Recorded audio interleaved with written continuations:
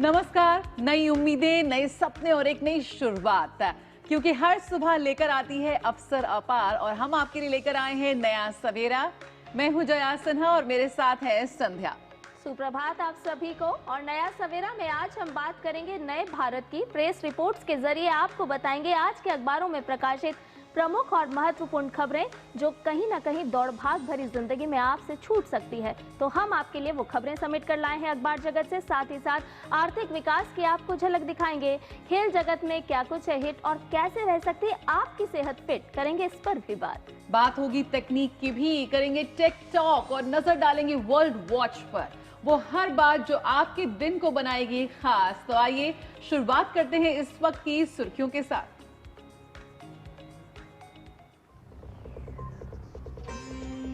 बिहार में भाजपा विधायक दल की बैठक आज, नए नेता का होगा चयन। कल एनडीए विधायक दल की बैठक में सीएम के नाम पर लगेगी मुहर।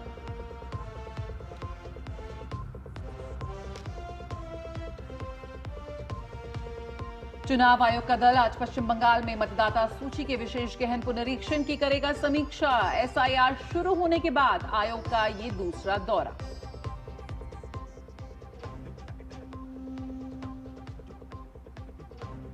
विदेश मंत्री डॉक्टर एस जयशंकर ने मॉस्को में अपने रूसी समकक्ष सर्गेई लावरोव से की मुलाकात। व्यापार और निवेश, ऊर्जा समेत द्विपक्षीय मुद्दों पर हुई चर्चा।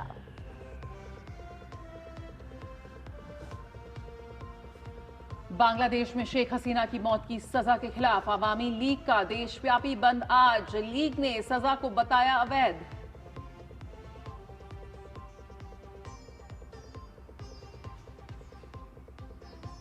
ऑस्ट्रेलियाई ओपन सुपर 500 बैडमिंटन टूर्नामेंट आज से। सभी की नजरें सात्विक साईराज, रंकी रेड्डी और चिराग शेट्टी की जोड़ी पर। लक्ष्य सेन, एचएस प्रणॉय भी पेश करेंगे चुनौती।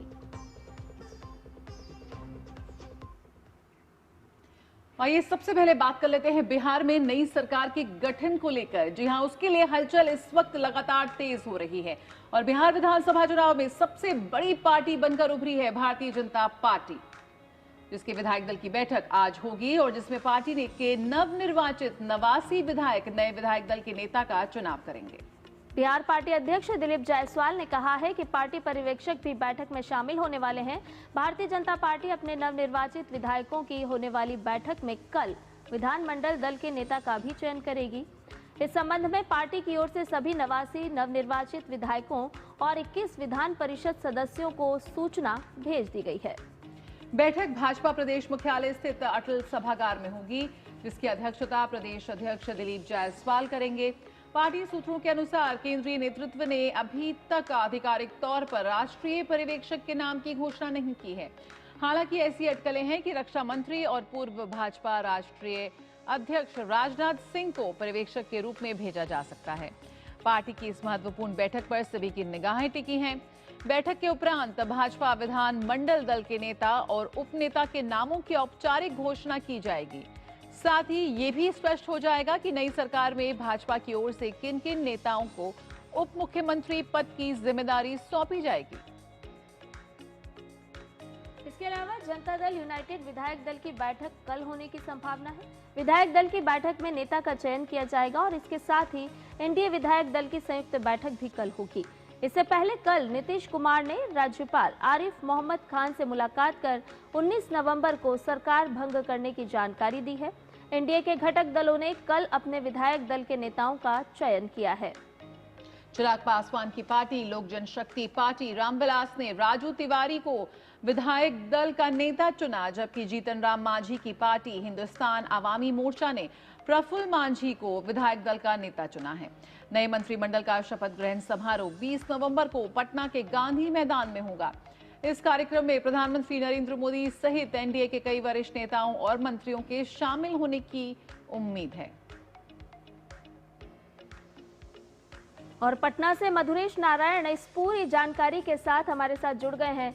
मधुरेश, सबसे पहले तो मधुरेश से हमसे बात करेंगे मधुरेश, लेकिन उससे पहले आपको बता दें कि नई सरकार के गठन को लेकर लगातार तैयारियां जोर शोर से की जा रही है। शपथ ग्रहण समारोह जिस मैदान में होगा वहां भी प्रशासनिक तैयारियां की जा रही है और इसके साथ साथ एनडीए के जितने भी घटक दल हैं सभी जगह बैठकों का दौर, चर्चा का दौर भी चल रहा है। क्यों जया? बिल्कुल, और सभी की निगाहें टिकी हैं 20 नवंबर को, जब होगी बिहार की नई सरकार की रूपरेखा और उसकी तस्वीर पूरी तरह से स्पष्ट हो जाएगी और भाजपा के तमाम वरिष्ठ नेताओं की भी इसमें शिरकत करने की उम्मीद जताई जा रही है। लेकिन फिलहाल जिस तरह से बैठकों का दौर जारी है उसी पर सभी की निगाहें हैं।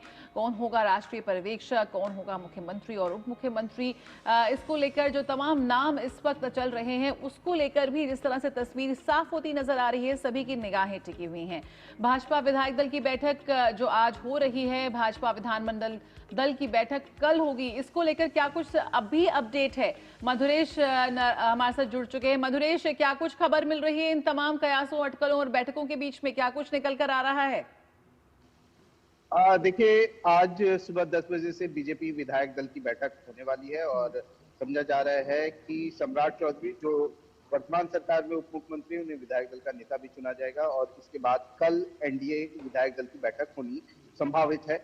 और 20 तारीख को बिहार में नए सरकार के शपथ ग्रहण की तैयारी जोर शोर से चल रही है। पटना के गांधी मैदान में शपथ ग्रहण का आयोजन किया जाएगा, इसके लिए वहां टेंट पंडाल वगैरह लगाने की प्रक्रिया जो है वो शुरू कर दी गई है। दूसरी तरफ बात करें, जहां तक मंत्रिमंडल की, नए मंत्रिमंडल में कई नए नामों पर की भी चर्चा चल रही है। कुछ नए चेहरों को भी मंत्रिमंडल में जगह मिल सकती है। खास करके बताया जा रहा है कि इस बार जो टिकट जब बांटा गया था तो महिलाओं को खास तवज्जो दी गई थी। इस बार मंत्रिमंडल में भी महिलाओं का खास ध्यान रखा जाएगा। कुछ महिलाओं को भी मंत्रिमंडल में जगह मिल सकती है, बड़ी जिम्मेदारी दी जा सकती है। इसके अलावा कमोबेश पुराने जो चेहरे थे, जो पुराने मंत्री थे, वो जिस तरीके वो लगभग सभी मंत्री जीत करके ही आए हैं, तो वो भी उनको भी मंत्री पद दिया जा सकता है। जो अभी तक का फॉर्मूला सूत्रों के हवाले से पता चल रहा है कि लगभग 15 सीट जो है वो बीजेपी के खाते में जाएगी। 15 मंत्री जो होंगे वो बीजेपी के खाते से बनाए जा सकते हैं, जबकि 14 मंत्री जो होंगे वो जदयू के खाते से हो सकते हैं। इसके अलावा पहली बार सरकार का हिस्सा बनने जा रही है चिराग पासवान की पार्टी लोजपा रामविलास, और लोजपा रामविलास के कोटे से लगभग 3 मंत्री इस सरकार में हो सकते हैं। जी मधुरेश, इसके साथ साथ जदयू का आपने जिक्र किया, जदयू विधायक दल की बैठक भी कल होने की संभावनाएं हैं। किस तरह की अटकलें साफ तो होती हुई नजर आ रही है, क्योंकि अब बादल छटते हुए नजर आ रहे हैं, क्योंकि 20 तारीख नजदीक आ रही है और सभी को उम्मीद है कि किस तरह का ये मंत्रिमंडल का स्वरूप होगा, कौन कौन से चेहरे इसमें शामिल किए जाएंगे। तो जो भी एनडीए के घटक दल हैं उससे किस तरह की संभावनाएं निकलती हुई नजर आ रही है?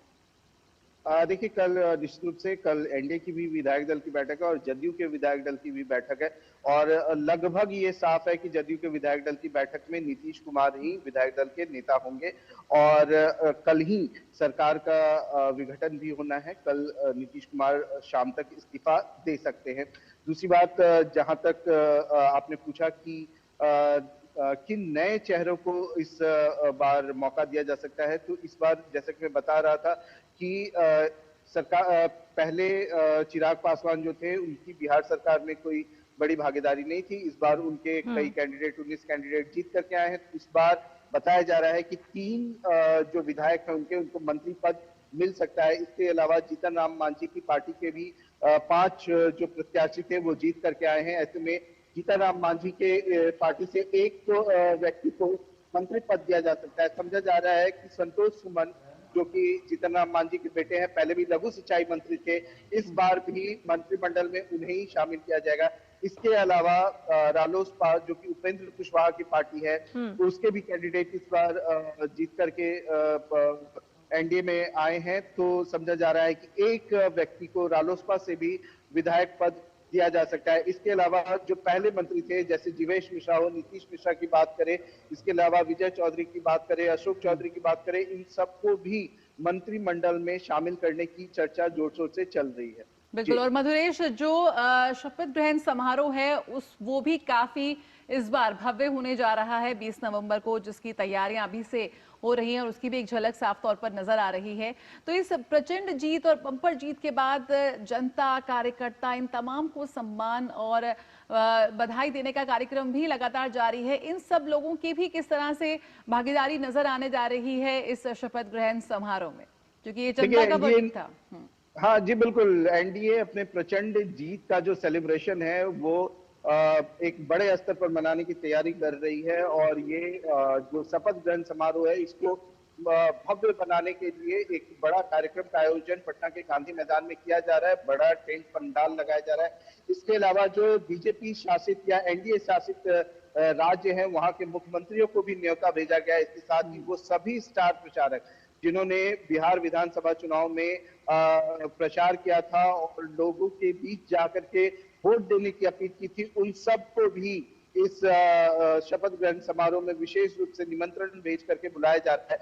इसके अलावा जो समाज के प्रबुद्ध लोग हैं, इसके चिंतक विचारक लोग हैं, उनको भी इस शपथ ग्रहण समारोह में शामिल होने के लिए विशेष रूप से निमंत्रण किया जा रहा है। इसके अलावा जो विधायक जीते हुए हैं, जो विधायक जिन विधायकों ने इस बार जीत हासिल की है, उनके वो तो शामिल होंगे ही, उनके साथ जो उनके समर्थक, जो उनके कार्यकर्ता थे, वो भी इस बड़ी संख्या में इस शपथ ग्रहण समारोह में शामिल होंगे। और इसीलिए हमने पिछली बार देखा था कि जो शपथ ग्रहण समारोह था वो राजभवन में हुआ था, लेकिन इस बार जो शपथ ग्रहण समारोह है वो गांधी मैदान में इसलिए किया जा रहा है ताकि इसको भव्य बनाया जा सके, और जो कार्यकर्ता, जो नेता, जो बीजेपी की जीत में जिन्होंने अपनी भागीदारी दी है, उनको एक तरह का सम्मान दिया जा सके और उन्हें शपथ ग्रहण समारोह में शामिल होने का मौका दिया जा सके। इसीलिए ये गांधी मैदान में किया जा रहा है। जी बिल्कुल। बहुत बहुत शुक्रिया मधुरेश, फिलहाल इस जानकारी के साथ जुड़ने के लिए। तो यकीनन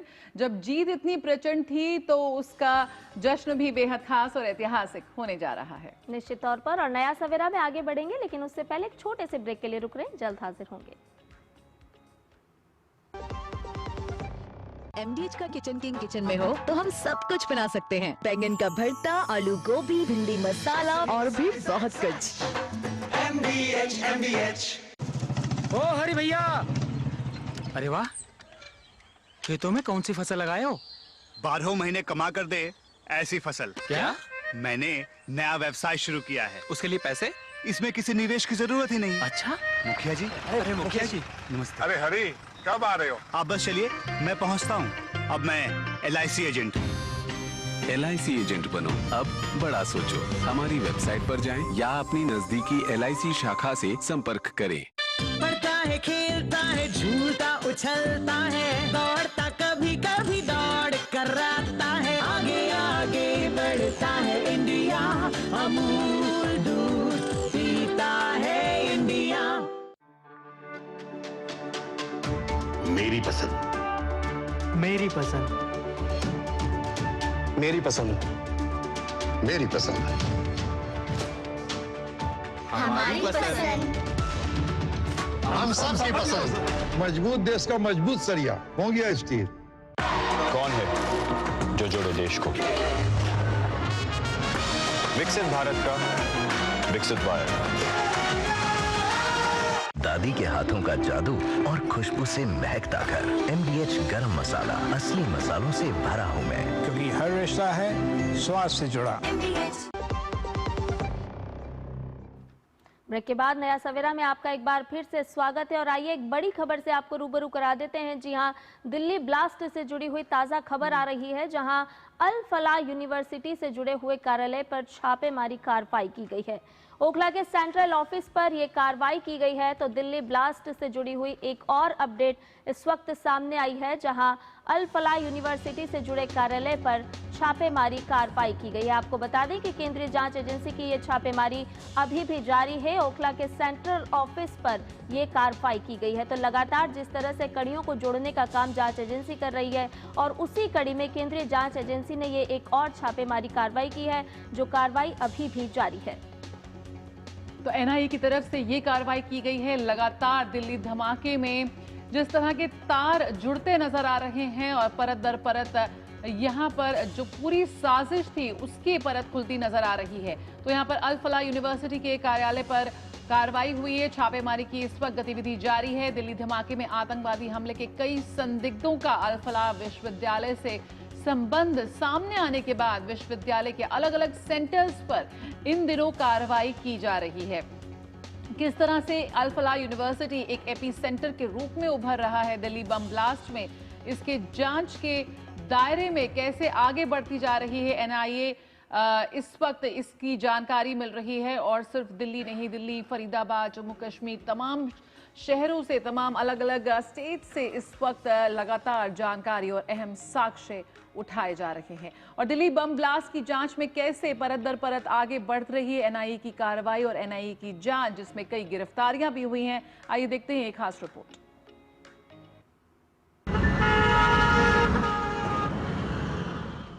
देश में आतंकवाद के सफेद पोश चेहरे बेनकाब हो रहे हैं। Doctor Adil, doctor Parvez, doctor Arif, doctor Farooq और डॉक्टर शाहीन, ये वो नाम हैं जिन्होंने दिल्ली समेत देश भर में बम धमाकों की साजिश रची थी। दिल्ली में हुए बम धमाकों की जांच जैसे जैसे आगे बढ़ रही है, आतंक की इस साजिश की परतें खुलती जा रही हैं। एनआईए की पूछताछ में सामने आया है कि जैश-ए-मोहम्मद की फरीदाबाद मॉड्यूल की मुख्य सदस्य डॉक्टर शाहीन का नेटवर्क पाकिस्तान समेत कई देशों में फैला था। डॉक्टर शाहीन के संपर्क में पाकिस्तानी सेना का एक डॉक्टर और कश्मीरी मूल के कई डॉक्टर्स और मेडिकल छात्र थे, जो अलग अलग राज्यों में फैले हैं। एजेंसियों के रडार पर कश्मीरी मूल के 100 से ज्यादा डॉक्टर्स और मेडिकल छात्र हैं। एनआईए द्वारा श्रीनगर में डॉक्टर शाहीन और डॉक्टर मुजम्मिल से पूछताछ की गई, जिसमें पता लगा कि उनका नेटवर्क पाकिस्तान, मलेशिया, तुर्की, यूएई, मालदीव और बांग्लादेश तक फैला है। उनकी योजना दिल्ली में बम धमाके कर वहां से भागने की थी। जांच में ये भी सामने आया कि फरीदाबाद मॉड्यूल का निशाना दिल्ली और बड़े धार्मिक स्थल थे, जिसे जैश-ए-मोहम्मद पिछले 4 साल से तैयार कर रहा था। व्हाइट कॉलर आतंकी मॉड्यूल की सबसे चालाक सदस्य डॉक्टर शाहीन है, जिसके 7 बैंक खातों में करोड़ों रुपए का लेन देन हुआ है, जिसकी एजेंसियां जांच कर रही हैं। जैश की महिला विंग जमात-ए-मोमिनात की भारतीय प्रमुख डॉक्टर शाहीन लखनऊ में पिता और भाइयों का घर होने के बावजूद होटलों में रुकती थी और लगातार नए लोगों को आतंक के रास्ते पर लाने की कोशिश करती थी।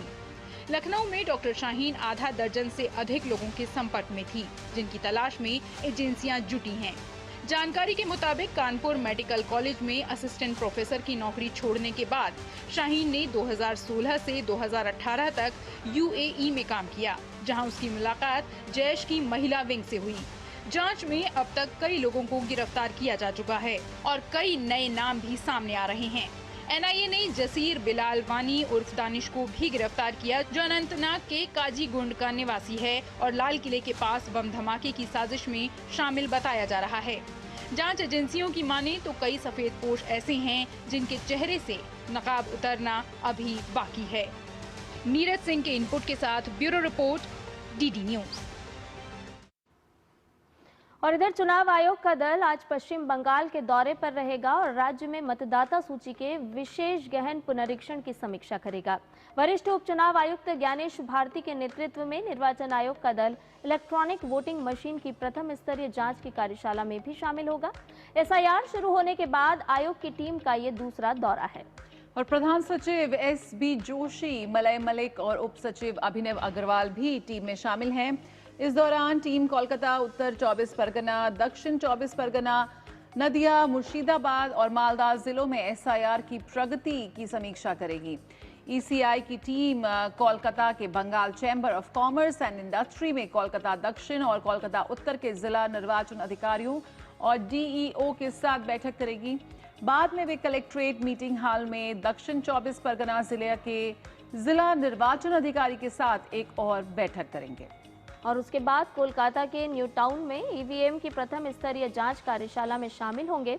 ईसीआई के मुताबिक पश्चिम बंगाल में शनिवार शाम 6 बजे तक 7.5 करोड़ से अधिक गणना प्रपत्रों के वितरण का काम पूरा हो चुका है, जो कि 98% से ज्यादा है।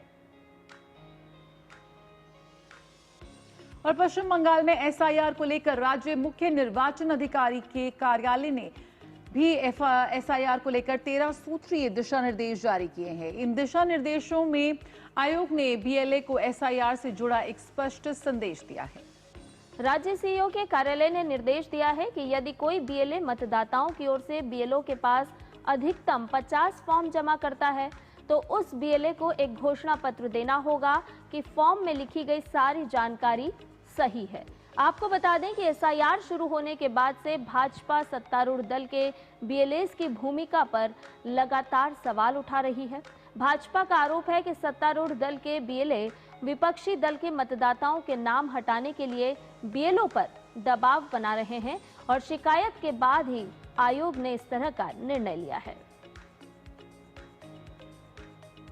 और पश्चिम बंगाल में चुनाव आयोग द्वारा जारी एसआईआर प्रक्रिया पर भाजपा नेता सुवेंदु अधिकारी ने एसआईआर का लाभ देशभक्तों को होने की बात कही है। भाजपा नेता ने कहा कि जो सही दिशा में काम करता है, भ्रष्टाचार तुष्टीकरण नहीं करता है, उसी को फायदा होगा। एसआईआर हमारी मतदाता सूची को शुद्ध करना है। राष्ट्रवादी जो है, जो सही दिशा में काम करता है, भ्रष्टाचार, एपीजमेंट पॉलिटिक्स, परिवारवाद नहीं करता है, उनको ही फायदा होगा। इसमें एसआईआर के साथ पॉलिटिक्स के जुड़ने का कोई सवाल ही नहीं है। एसआईआर हमारी देश का वोटर लिस्ट को साफ सुथरा करना है। बिहार में हुआ है, यहाँ भी होना चाहिए। Death voter, fake voter, double triple entry voter, Bangladeshi मुस्लिम घुसपैठिया, इन लोग का नाम नहीं रहना चाहिए। यही तो सीधा बात है। फायदा किसको होगा, चुनाव के दौरान बुझा जाएगा। डबल ट्रिपल एंट्री वोटर का फॉल्स वोटिंग टीएमसी करता है, बीजेपी नहीं करता। अगली खबर, भारतीय निर्वाचन आयोग ने असम में मतदाता सूची के विशेष संशोधन का आदेश दिया है और ये प्रक्रिया विशेष गहन पुनरीक्षण से अलग है। ये प्रक्रिया जनप्रतिनिधित्व अधिनियम 1950 की धारा 21 के तहत की जाएगी, जिसमें 1 जनवरी 2026 को योग्यता तिथि माना गया है। आयोग ने मुख्य निर्वाचन अधिकारी असम को विस्तृत कार्यक्रम भेज दिया है। प्री रिवीजन चरण में 18 से 21 नवंबर 2025 तक दस्तावेजों की छपाई और अधिकारियों का प्रशिक्षण किया जाएगा और इसके बाद 22 नवंबर से 20 दिसंबर 2025 तक बूथ लेवल अधिकारी घर घर जाकर सत्यापन करेंगे, मतदान केंद्रों का पुनर्गठन करेंगे और मतदाता सूची और साथ ही साथ ईपीआईसी में त्रुटियों को सुधारेंगे। इसी अवधि में मतदान केंद्रों की सूची का अंतिम रूप तैयार किया जाएगा और सेक्शन, पार्ट, पुनर्संरचना जैसे कार्य पूरे किए जाएंगे। रिवीजन चरण में 27 दिसंबर 2025 को एकीकृत ड्राफ्ट मतदाता सूची प्रकाशित की जाएगी। दावे और आपत्तियां 27 दिसंबर 2025 से 22 जनवरी 2026 तक ली जाएंगी, जबकि इस दौरान शनिवार और रविवार को विशेष अभियान दिवस आयोजित किए जाएंगे। सभी दावे और आपत्तियों का निपटारा 2 फरवरी 2026 तक पूरा किया जाएगा। आयोग की अनुमति और स्वास्थ्य मानकों की जांच के बाद पूरक सूची की छपाई 6 फरवरी 2026 तक कर दी जाएगी। मतदाता सूची का अंतिम प्रकाशन 10 फरवरी 2026 को निर्धारित है। निर्वाचन आयोग ने निर्देश दिया है कि पूरी प्रक्रिया के दौरान ये सुनिश्चित किया जाए कि कोई भी पात्र नागरिक सूची से बाहर ना रह जाए और कोई अयोग्य नाम इस सूची में शामिल ना हो। कांग्रेस ने बिहार विधानसभा चुनाव में करारी हार और वोट चोरी के मुद्दे के बीच उन 12 राज्यों और केंद्र शासित प्रदेशों के प्रभारियों, राज्य इकाई प्रमुखों, कांग्रेस विधायक दल के नेताओं और सचिवों की समीक्षा बैठक बुलाई है, जहां मतदाता सूचियों का विशेष गहन पुनरीक्षण चल रहा है। ये बैठक नई दिल्ली के इंदिरा भवन में होगी।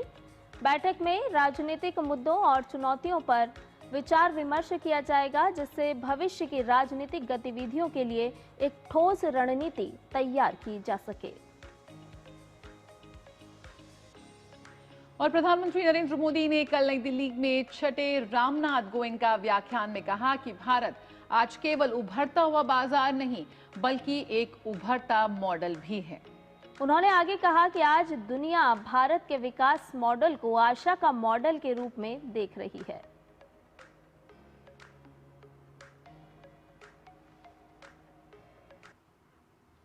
साल 2022 में यूरोपियन क्राइसिस के कारण पूरे दुनिया की सप्लाई चेन और एनर्जी मार्केट प्रभावित हुआ। इसका असर पूरी दुनिया पर पड़ा। इसके बावजूद भी 2022-23 में हमारी इकोनॉमी की ग्रोथ तेजी से होती रही। साल 2023 में वेस्ट एशिया में स्थितियां बिगड़ी, तब भी हमारी ग्रोथ रेट तेज रही। और इस साल भी जब दुनिया में अस्थिरता है, तब भी हमारी ग्रोथ रेट 7% के आसपास है।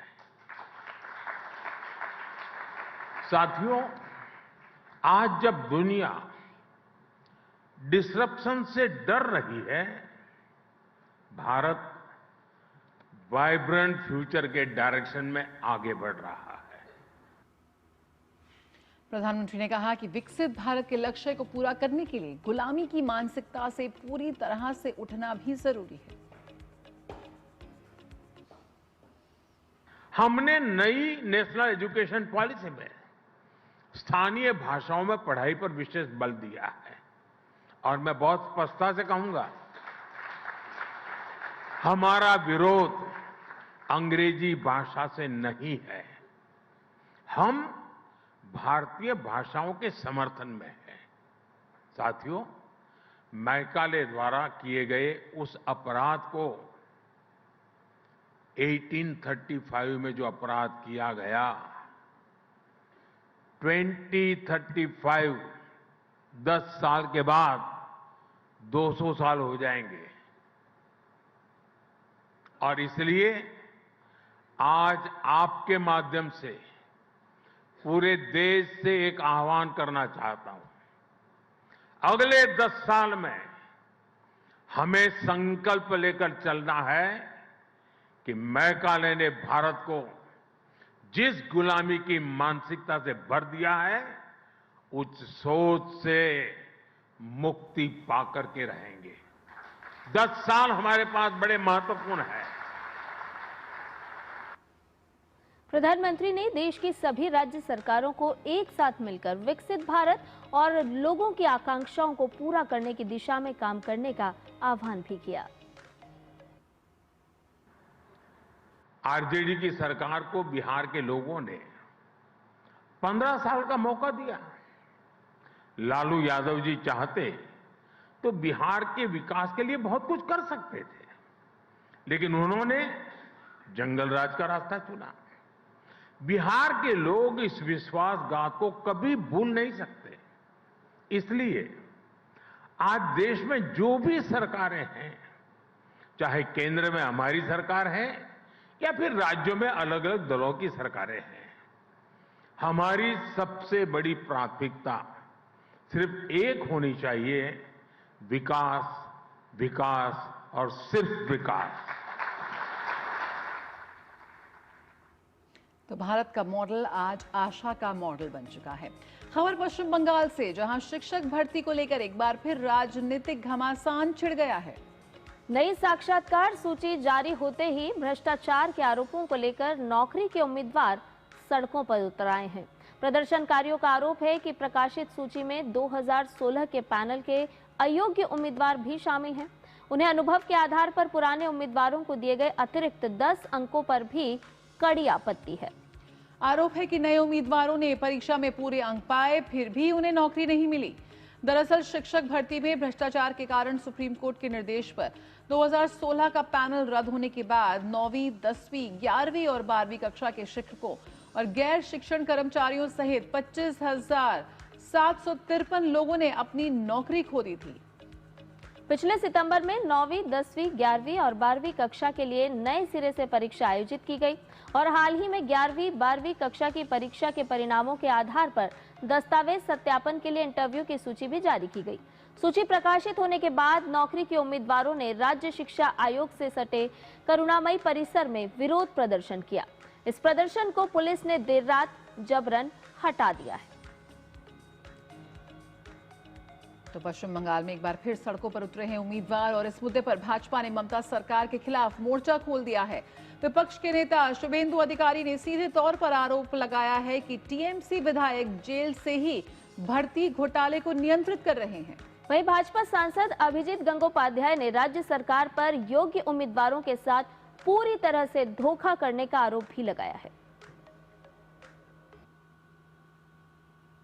टीएमसी का एमएलए जो ब्रोकर है टीचर घोटाला में, जीवन कृष्ण शाह, जेल के अंदर से फोन में बात कर रहा है, रुपया उठा रहा है। ये हमारी स्टेट का जो एडुकेटेड अनएम्प्लॉयड यूथ 5 लाख से ज्यादा जो एग्जाम दिया था, उसका साथ ममता बनर्जी ने विश्वासघातक का काम किया है। उनकी सर्वनाश करने का काम ये ममता बनर्जी की सरकार कर रहा है। हर क्षेत्र में रिक्रूटमेंट में इतना स्कैम घोटाला बंगाल में हो रहा है, मंत्री जेल जा रहा है और जेल ममता बनर्जी का कंट्रोल में है। वहां से किस तरीके से लोग जेल से भी ऑपरेट कर रहा है, इसका खुलासा भी किया।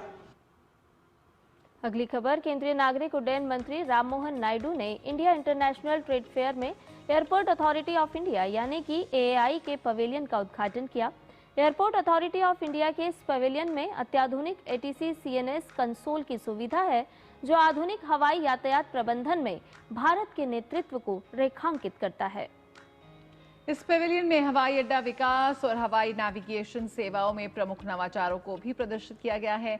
इस मौके पर नागरिक उड्डयन मंत्री राममोहन नायडू ने विभिन्न इंटरैक्टिव पैनल्स का निरीक्षण किया और भारतीय विमानन परिदृश्य को आकार देने वाली तकनीकी प्रगति को समझने के लिए प्रमुख अधिकारियों के साथ चर्चा भी की। वहीं दिल्ली में चल रहे भारत अंतर्राष्ट्रीय व्यापार मेले में बिहार ने अपनी अलग ही छाप छोड़ी है। यह एक तरफ जहां बिहार की समृद्ध कला, पर्यटन और संस्कृति की झलक देखने को मिल रही है, तो वहीं बिहार के पारंपरिक पकवान और मिष्ठान भी आकर्षण का केंद्र बने हुए हैं। तो कैसे, ये बता रहे हैं हमारे संवाददाता गिरीश निशाना।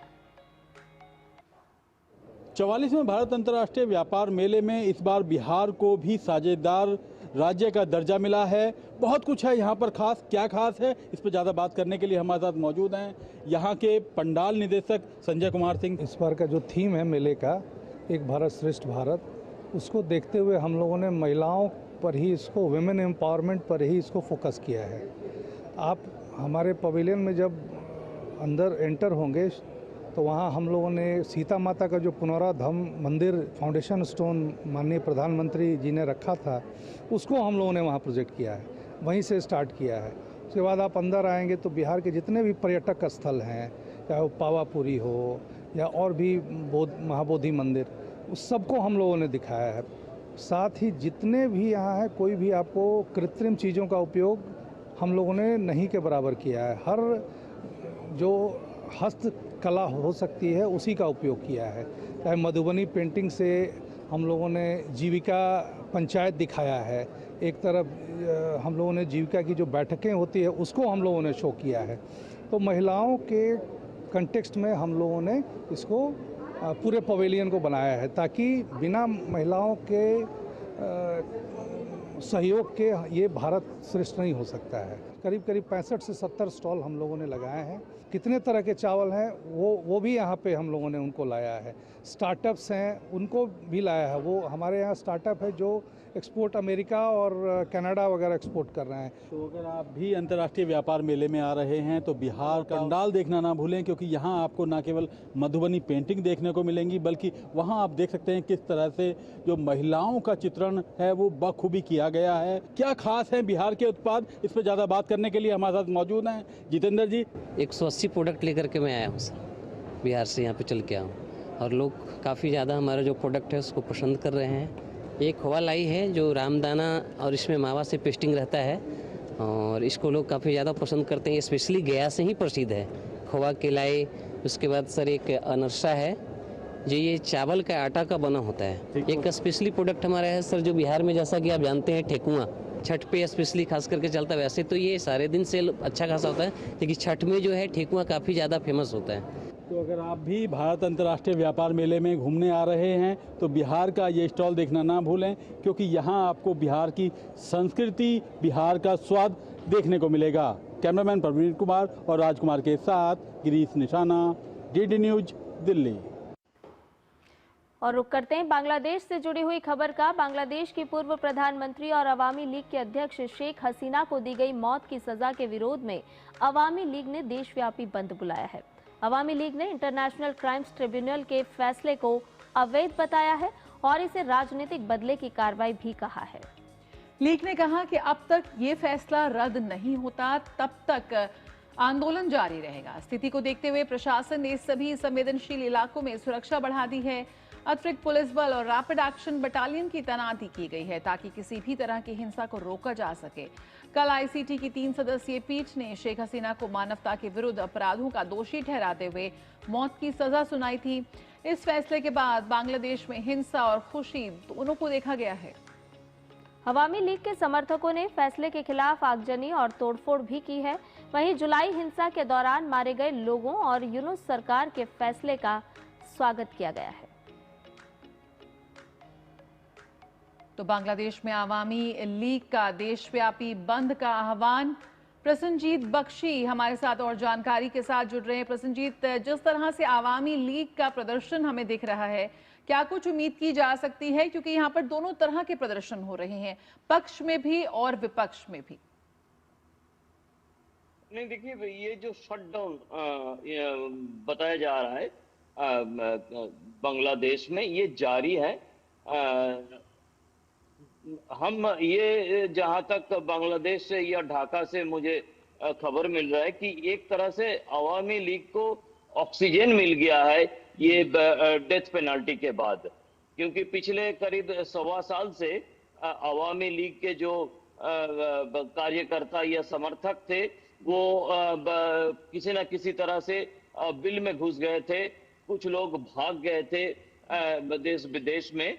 तो वो ये इस घटना के बाद फिर से एकजुट होके बांग्लादेश में राजनीति करने का, आंदोलन करने का उनको एक जोश मिल गया है, एक वजह मिल गया है कि इसके बाद वो फिर सड़क पे उतरकर आंदोलन करे और आने वाले चुनाव में किसी न किसी तरह से भाग लेने की कोशिश करे। वैसे इस जो संगठन है, इस संगठन के ऊपर बैन लगा दिया गया है, तो इसीलिए इनके खिलाफ पुलिस की तरफ से और सेना की तरफ से किसी न किसी कार्रवाई तो किया जाएगा अगर इनको रास्ते पे दिखा जाए या किसी आंदोलन में दिखा जाए। लेकिन फिर भी ये कि किसी दूसरे नाम पर और या किसी दूसरे चेहरा लेकर आंदोलन करने की कोशिश में लगे हुए हैं। और जिस तरह से शेख हसीना की ऑडियो मैसेज पूरे बांग्लादेश में फैल गया है, उसके बाद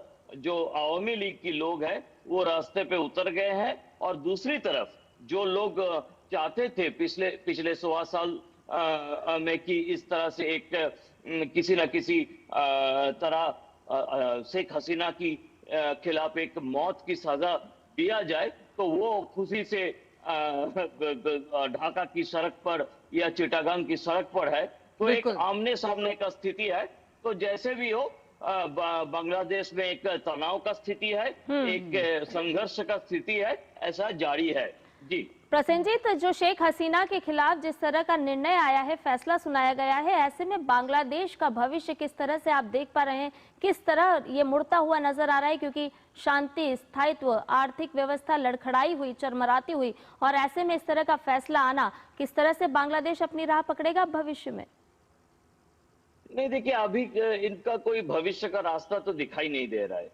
जब तक चुनाव होकर एक स्थायी और एक ये जो सरकार है, इस सरकार को आधी से ज्यादा विश्व इस सरकार को मान्यता देते नहीं है, क्योंकि इस सरकार का कोई मान्यता संविधान के हिसाब से तो है नहीं जी। जब तक चुनाव ना हो, जब तक ठीक तरह से एक सारे के सारे जो पॉलिटिकल पार्टी है वो देश की एक डेमोक्रेटिक सिस्टम में देश को चलाने की जगह पे ना आ जाए, तब तक इस यूनिट सरकार इस देश को किसी दिशा पे ले जाने की स्थिति में है नहीं।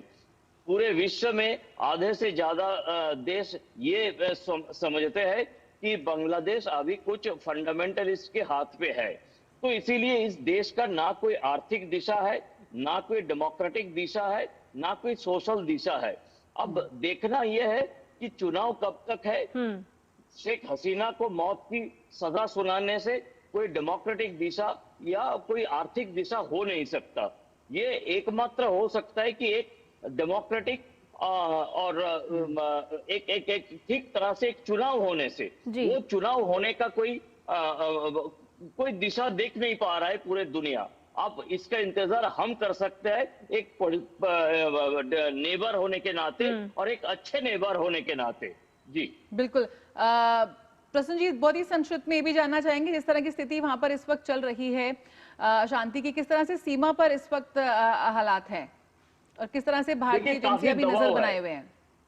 काफी दबाव है क्योंकि एक तरफ बंगाल में SIR होने के कारण यहाँ पे जो घुसपैठिया थे वो वापस बांग्लादेश जाने के लिए कोशिश जारी है उन लोगों का। तो इसीलिए वैसे ही भारत बांग्लादेश सीमा पर एक दबाव है, वहां पे BSF को काफी पुख्ता नजर रखना पड़ रहा है। दूसरे तरफ बांग्लादेश में तनाव होने के कारण वहां से लोग भारत आने की कोशिश में है, खासकर से वहां पे जो माइनॉरिटी समुदाय है। तो ये इसी तरह से पूरे बांग्लादेश की जो 2000 किलोमीटर हमारे हिंदुस्तान के साथ सीमा है, यहाँ पे दबाव है और BSF की तरफ से एक चैलेंज है कि इस दबाव के समय पे पूरे जो 2000 किलोमीटर की सीमा है वहां पे एक सामान्य स्थिति कायम रखना और BSF अपने काम बाखूबी किए जा रहा है, और लेकिन फिर भी दबाव है, ये तो मैं कहूंगा। बिल्कुल, बहुत बहुत शुक्रिया फिलहाल इस जानकारी के साथ जुड़ने के लिए प्रसन्नजीत बख्शी, हमारे संवाददाता, जो इस वक्त जिस तरह से बांग्लादेश में जो स्थिति है उसका यहाँ पर हमें बता रहे थे, जानकारी और दे रहे थे। बिल्कुल, और नया सवेरा में फिलहाल एक और ब्रेक ले लेते हैं, लेकिन ब्रेक के बाद जब लौटेंगे तो आपको बताएंगे समाचार पत्रों में प्रकाशित महत्वपूर्ण खबरें।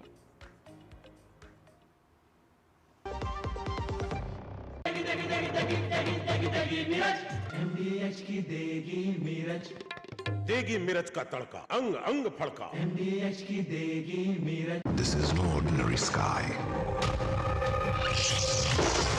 This is where legends are born. Space transition. In the vast expanse above, the Indian Air Force reigns. Unseen, unstoppable, unmatched. The Indian Air Force to be a cut above.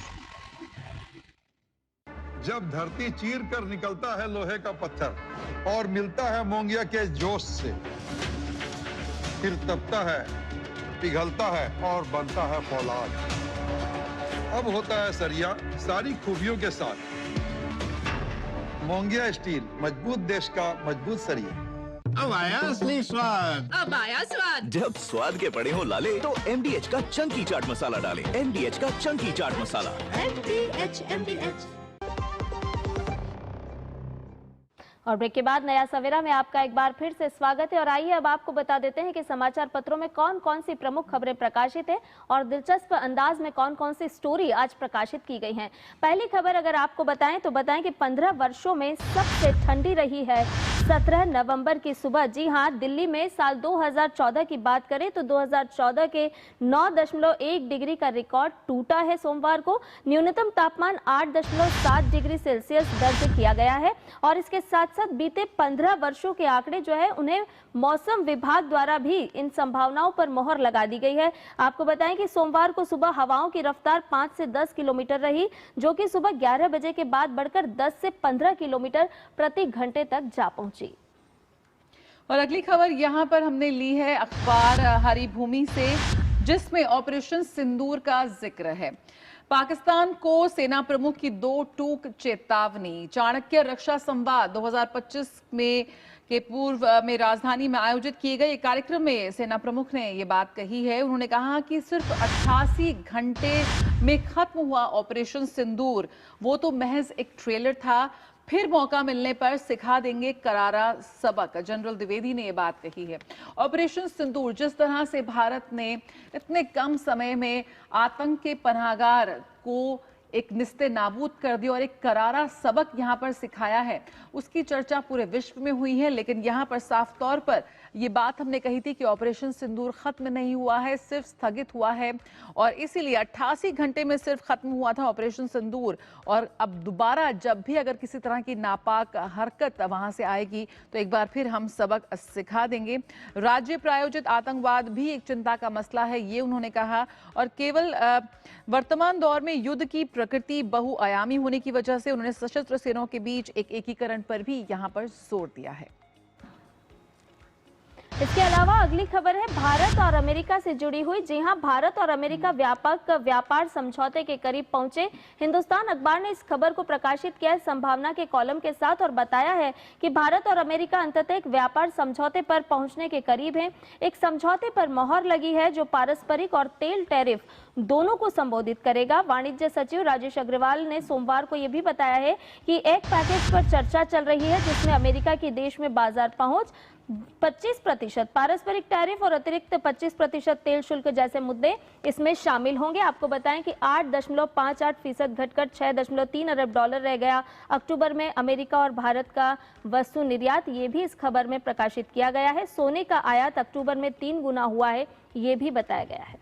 और अगली खबर यहाँ पर दैनिक जागरण से यहाँ पर लेंगे किस तरह से माओवाद अपनी अंतिम सांसें ले रहा है और पूरी तरह से खात्मे की ओर है, इसकी एक झलक यहाँ पर पेश की गई है जागरण विशेष में कि कैसे माओवाद प्रभावित बालाघाट में बदलाव की बयार बह रही है। जो युवा हैं उनको प्रशिक्षण मिल रहा है, रोजगार के नए अवसर मिल रहे हैं, ऐसी सुविधाएं और सुरक्षा मिल रही है जिसकी वजह से वहाँ पर तमाम जो लोग हैं वो जीवन की मुख्य धारा में आने के लिए तैयार हैं। और पंचायत स्तर पर भी जाकर बनाई गई है योजना।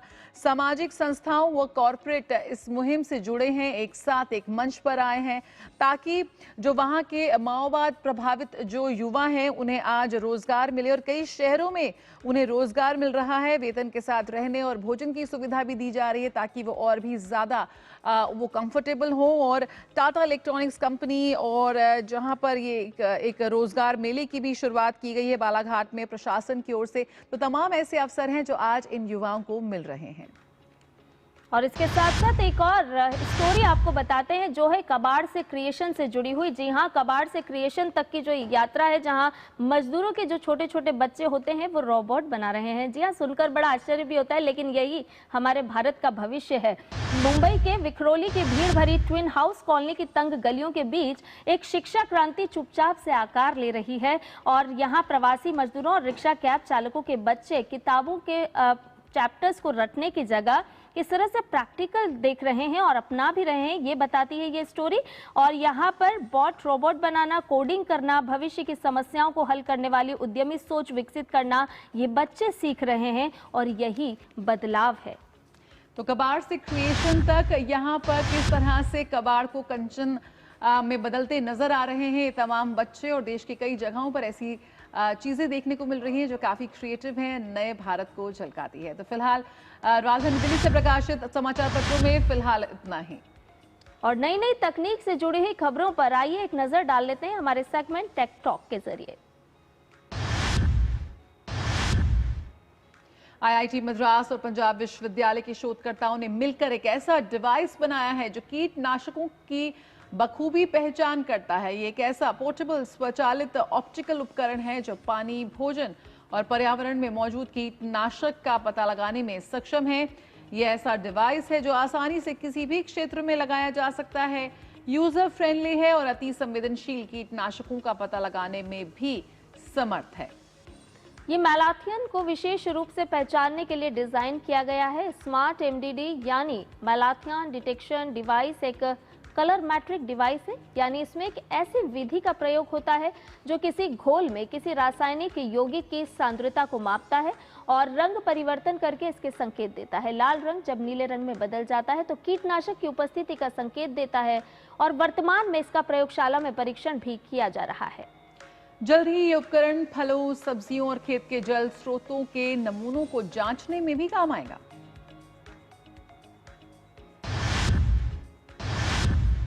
और आइए अब देख लेते हैं दुनिया भर की कुछ खास खबरें।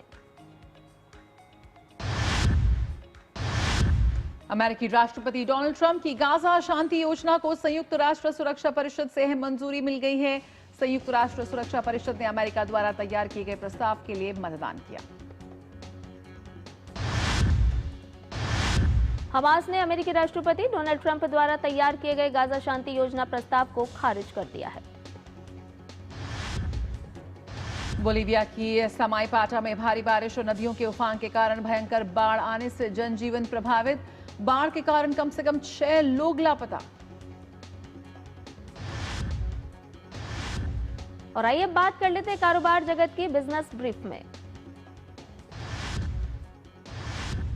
चालू वित्त वर्ष में अप्रैल से अक्टूबर की अवधि में भारत का कुल निर्यात माल और सेवाओं को मिलाकर पिछले वित्त वर्ष की इसी अवधि की तुलना में 4.8% बढ़कर 4 खरब 91 अरब 80 करोड़ अमेरिकी डॉलर हो गया है। इलेक्ट्रॉनिक्स एवं सूचना प्रौद्योगिकी मंत्री अश्विनी वैष्णव ने कहा कि भारत सरकार पीएलआई स्कीम के अगले चरण में स्मार्टफोन इंडस्ट्री को लेकर काम कर रही है और सरकार का प्लान भारत में 30 स्ट्रैटेजिक चिपसेट को डिजाइन और मैन्युफैक्चर करने का है। केंद्रीय मंत्री हरदीप सिंह पुरी ने टोक्यो में प्रमुख जापानी उद्योग प्रतिनिधियों के साथ गोलमेज सम्मेलन में भाग लिया। सम्मेलन में संपूर्ण ऊर्जा मुख्य श्रृंखला मूल्य श्रृंखला में भारत जापान सहयोग के अवसरों पर चर्चा की गई। कृषि मंत्री शिवराज सिंह चौहान ने कहा है कि मोटे अनाज उत्पादन के क्षेत्र में शोध और विकास की और अधिक जरूरत है। उन्होंने निजी कंपनियों से सरकार के समक्ष उनकी समस्याओं को लाने को कहा है।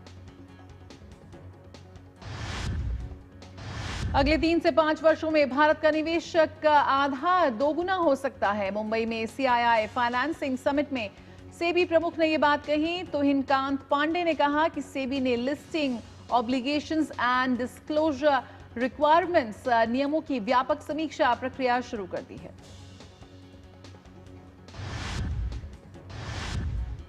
और आइए अब खबरें देख लेते हैं खेल जगत से जुड़ी हुई स्पोर्ट्स ट्रैक के जरिए।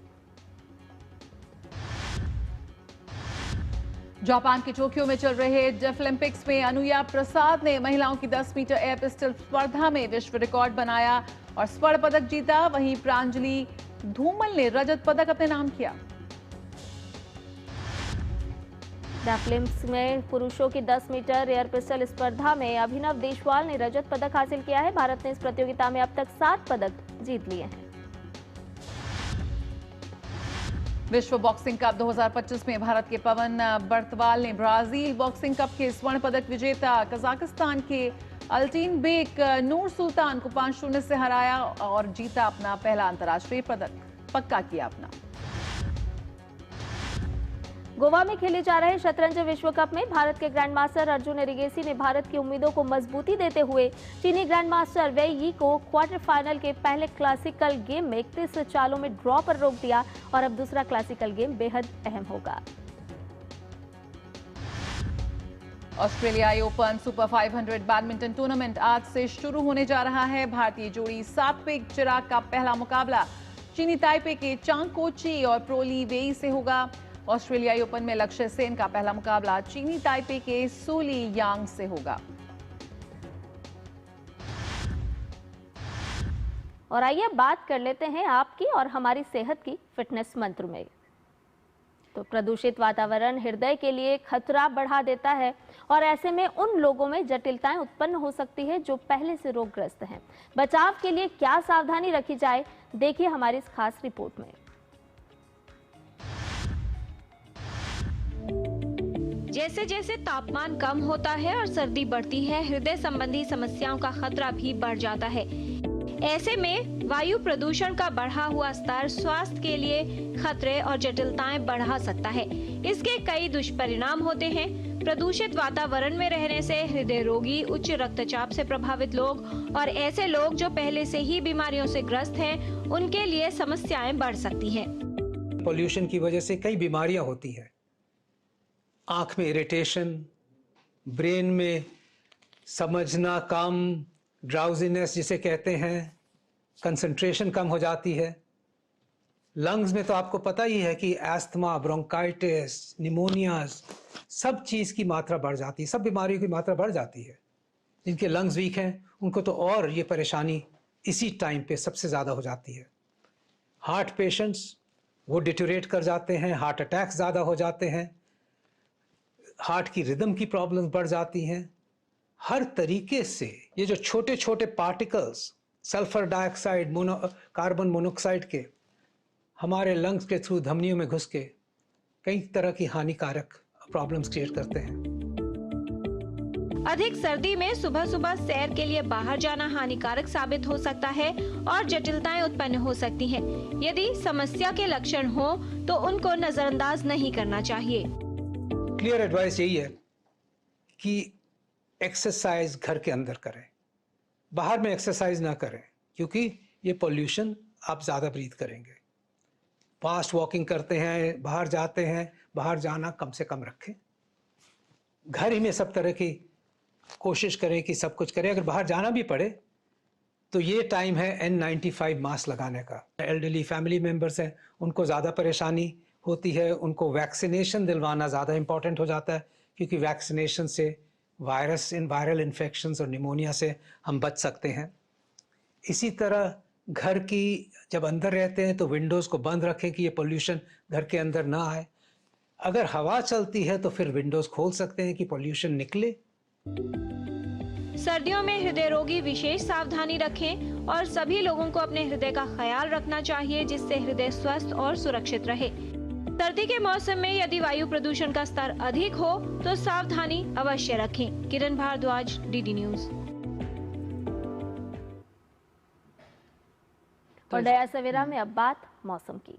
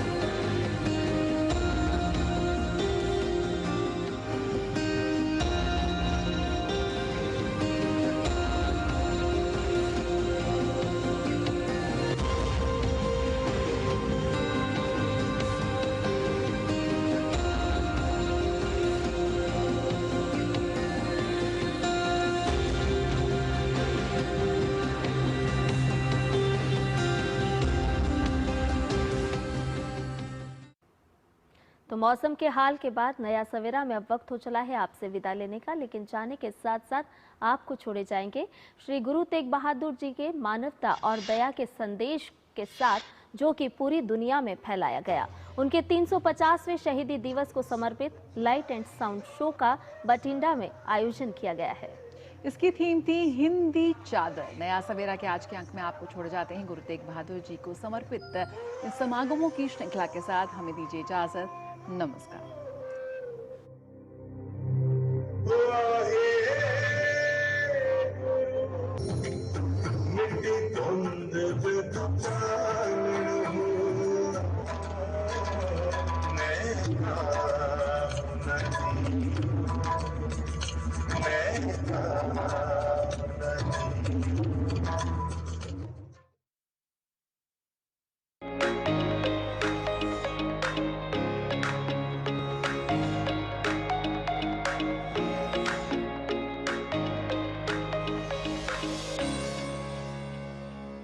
नया सवेरा